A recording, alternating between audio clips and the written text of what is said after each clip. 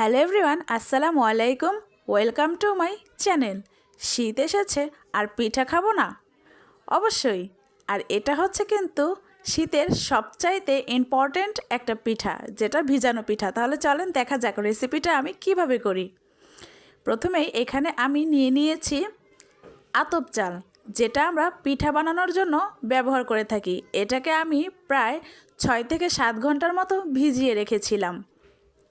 দেখেন, ভিজানোর পর চালটা কিন্তু ফুলে মোটা হয়ে গেছে। যদি আপনার চালটা হাতের চাপ দিলে ভেঙে যায়, তাহলে বুঝবেন আপনার চালটা খুব সুন্দর মতো ভিজে গেছে। এবার আমি এটাকে ব্লেন্ডার করে নিব। দেখেন, আমার চালটা কিন্তু ব্লেন্ডার করা হয়ে গেছে। আমি এটাকে একটি পাতিলে ঢেলে নিচ্ছি। এইদিকে আমি নিয়ে নিয়েছি মিল্ক ভিটা দুধ। আমি কিন্তু এখানে প্রায় 2 কেজি দুধ নিয়ে নিয়েছি। একটি পাতিলে দুধটাকে ঢেলে নিয়েছি। এবার আমি এর মধ্যে দিয়ে দিলাম তেজপাতা, কয়েক টুকরো দারচিনি। এরপর এটাকে বলক আসা পর্যন্ত ওয়েট করতে হবে।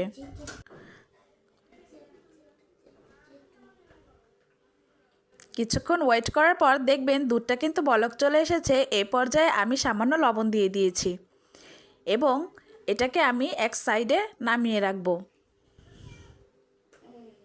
লবণ দেওয়ার পরও কিন্তু একটা বলকা নিয়ে নেবেন। এইদিকে আমি খেজুরের যে বাটালি গুড়টা থাকে সেটা আমি নিয়ে নিয়েছি। এটাকে আমি টুকরো টুকরো করে ভেঙে নিয়েছি। দেখেন, আমি কিন্তু খেজুরের গুড়টা একটি পাতিলে নিয়ে নিয়েছি। এবার আমি এর মধ্যে সামান্য পানি অ্যাড করে দিব এবং চুলায় এটাকে বসিয়ে দিব এবং এর মধ্যে প্রায় 2 কাপ চিনি দিয়ে দিব। খেজুরের গুড়ে কিন্তু আপনার অতটা মিষ্টি হয় না, যেহেতু পিঠাটা ভিজানো, মিষ্টি করার জন্য অবশ্যই চিনিটা দেওয়াই যায়। এবার অপেক্ষা করতে হবে গুড়টা বলক আসা পর্যন্ত। দেখেন, আমার গুড়টা কিন্তু বলক চলে এসেছে। এবার আমি এটিকে একটি সাইডে নামিয়ে হালকা ঠান্ডা করে নিব। এটাকে কিন্তু পুরোপুরি ঠান্ডা করা যাবে না। এইদিকে আমার দুধটা হালকা কুসুম গরম আছে এবং গুড়টাও হালকা কুসুম গরম আছে। এই ক্ষেত্রে আপনারা কিন্তু দুধ আর গুড়টাকে টেস্ট করে তারপর একসাথে মিক্স করবেন। আগেই কিন্তু মিক্স করতে যাবেন না, এক্ষেত্রে আপনার দুধটা ফেটে যেতে পারে। কারণ এখন তো খুব ভালো গুড় পাওয়া যায় না, এজন্য আপনার দুধটা ফেটে যেতে পারে। আমি ফার্স্টেই বাটিতে একটু গুড় নিয়ে নিয়েছি এবং সেই গুড়ের সাথে দুধ মিক্স করে নিয়েছি। দেখেন, আমার কিন্তু দুধটা ফেটে যায়নি। এখন আমি চাইলে পুরো দুধ আর গুড়টাকে একসাথে মিক্স করে নিতে পারি। এতে করে কিন্তু আমার দুধটা আর ফেটে যাবে না। এইদিকে আমি পুরো গুড়টাকেই দুধের সাথে মিক্স করে নিয়েছি। এতে করে কিন্তু আমার দুধ ফেটেও যায়নি এবং কালারটা খুব সুন্দর এসেছে। দুধ আর গুড়টা মিক্স হয়ে যাওয়ার পর আপনারা কিন্তু এটাকে সুন্দর করে ঢাকনা দিয়ে ঢেকে রাখবেন।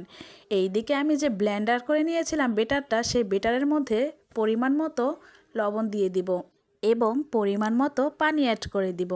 পানিটা অ্যাড করার পর দেখেন, আমার কনসিস্টেন্সিটা ঠিক এইরকম হয়েছে। এইদিকে আমি চুলায় একটি তাওয়া বসিয়ে দিয়েছি। এটাকে কিন্তু লোহার সাজ বলা হয়। এরপর এটা ঠিকমতো গরম হয়ে গেলে এর মধ্যে আমি সেই বেটার ঢেলে দিব এবং ঢেলে দেওয়ার পর এটাকে আমি সুন্দর করে ঢাকনা দিয়ে ঢেকে রেখে দিব প্রায় 3 থেকে 4 মিনিটের জন্য। 3 থেকে 4 মিনিট পর দেখেন, ঢাকনাটা সরানোর পর আমার পিঠাগুলো কত সুন্দর ফুলেছে এবং কত সুন্দর ভাজা হয়েছে। তলাটা কিন্তু লেগে যায়নি।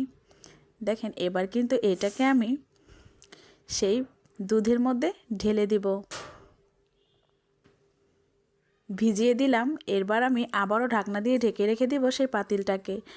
আপনাদের সুবিধার জন্য আমি আরও একবার দেখাচ্ছি। পিঠাটা দেওয়ার পর ঠিক সেমভাবে আমি আবারও 3 থেকে 4 মিনিটের জন্য ঢাকনা দিয়ে ঢেকে রাখবো। 3 থেকে 4 মিনিট পর ঢাকনা সরানোর পর দেখেন, আমার কিন্তু পিঠাটা হয়ে গেছে। পিঠাগুলো খুব সুন্দর ফুলেছে, তাই না?